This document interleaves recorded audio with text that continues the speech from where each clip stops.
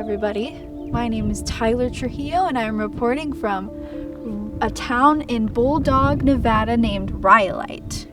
Today the weather is cold and gloomy. It's about 48 degrees, a perfect spooky weather for a visit to a ghost town.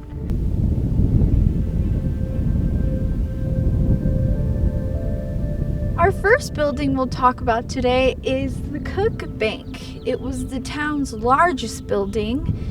Believe it or not, it used to have Italian marble flooring, hardwood, 2 vaults, and running water and indoor plumbing in 1910. The second building we'll be talking about is the Porter Brothers store. This store was used for selling bedding, clothing, mining supplies to the miners that would roll through here.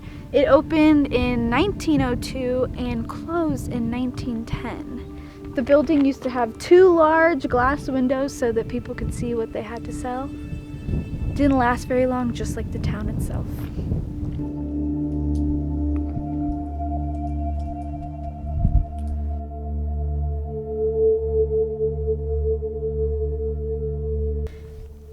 This building was actually the Rhyolite train station. It was built in 1907, I think.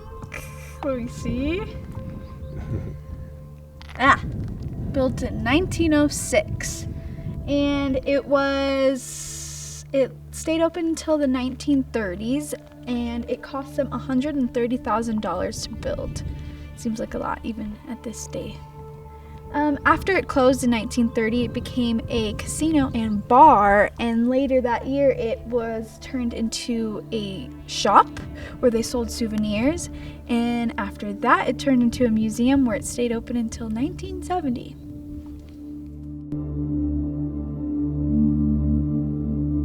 The building you see here was actually once a school built in 1907. By that time, Rhyolite had about 4,000 residents, and this school actually held about 200 children.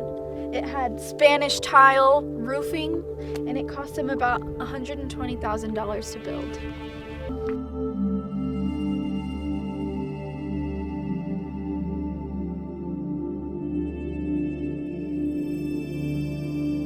Our last stop here at the Rhyolite Ghost Town is the Goldwell Open Air Museum. Here we have some plaster soap burlap that was created by Albert Szykowski, and it's meant to represent the Last Supper. I'm sure if you came here at night, it'd be extremely creepy, and I wish it was darker now. You can come and see this museum 24/7, 7 days a week. It's open to the public, and the entire ghost town is open to the public. So if you wanted to come by, see how they lived in the 1900s, come on by and take a look and see the old bank, the old schools, the railroad, and get a feel of how they lived.